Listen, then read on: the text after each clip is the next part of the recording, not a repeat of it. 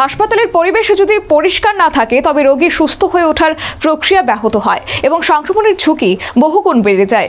রোগী ও তাদের পরিজনদের নিরাপত্তার স্বার্থে হাসপাতাল চত্বর সর্বদা পরিচ্ছন্ন রাখা একান্ত আবশ্যক। বুধবার তেলিয়ামুড়া মহকুমা হাসপাতাল পরিদর্শন শেষে এই কথাই জানিয়েছেন এক্সটার্নাল SSR প্রতিনিধি ডক্টর প্রীতম দেববর্মা।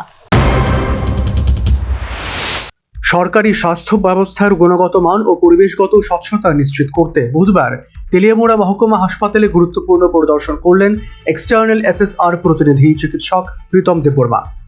হাসপাতালের সামগ্রিক পরিষেবা, পরিচ্ছন্নতা এবং রোগী বান্ধব পরিবেশ কতটা বজায় রাখা হচ্ছে তা খতিয়ে দেখাই ছিল এই পরিদর্শনের মূল লক্ষ্য। এদিন হাসপাতালের শৌচাগারে, রোগী ওয়ার্ড, করিডর, বহির্বিভাগ থেকে শুরু করে প্রতিটি আনাচে কানাচে ঘুরে বাস্তব পরিস্থিতি নিজ চোখে দেখেন তিনি। কাগজে কলমের রিপোর্টের বাইরে গিয়ে সরেজমিনে পর্যবেক্ষণের মাধ্যমে পরিষ্কার পরিচ্ছন্নতার মান যাচাই করেন। পাশাপাশি হাসপাতালের কর্মী ও দায়িত্বপ্রাপ্তদের সঙ্গে কথা বলে স্বাস্থ্যবিধি রক্ষায় গৃহীত পদক্ষেপ নিয়েও খোঁজখবর নেন।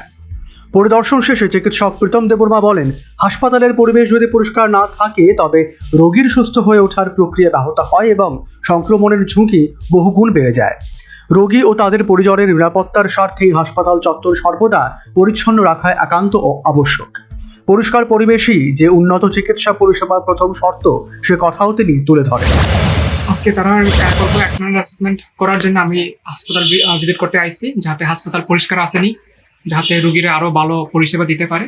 তো এই কারণে আমি আজকে তেলেঙ্গানা সাব ডিভিশনাল হাসপাতাল ভিজিট করতে আইছি এক্সটার্নাল অ্যাসেসর। তো আইয়া খুব ভালো লাগছে, আমার পুরান হাসপাতাল।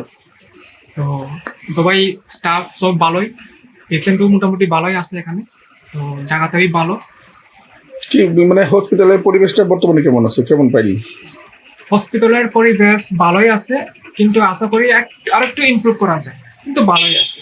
এসডিএম স্যার আছে, আর স্টাফ আছে, সব SDPM আছে, সবাই আছে। তো তারা সব কোঅপারেটিভ। আশা করি যে ভবিষ্যতে আরো ভালো হইতে পারে এবং আরো খোয়াইয়ের নাম, ডিস্ট্রিক্টের নাম এবং হাসপাতালের নাম আরো তারা যাতে রোশন করতে পারে। এই প্রকল্পটা হইলে পরে তারা যদি পায়, কি কি প্রকল্প আছে এর মধ্যে? ইনসেন্টিভ আছে, এক্সটার্নাল অ্যাসেসমেন্ট যদি 70% স্কোর করে তো তারা পার বেড 30,000 করে পাবে, 30,000 করে। স্বাস্থ্য দপ্তরের একাংশের অভিমত, এক্সটার্নাল SSR এর এই ধরনের পরিদর্শন হাসপাতালের স্বচ্ছতা ও দায়বদ্ধতা বাড়াতে বিশেষভাবে সহায়ক। এর মাধ্যমে প্রতিষ্ঠানের শক্তি ও সীমাবদ্ধতা চিহ্নিত হয়ে ভবিষ্যতে আরও উন্নত ও মানবিক স্বাস্থ্য পরিষেবা গড়ে তোলার পথ প্রশস্ত হয়।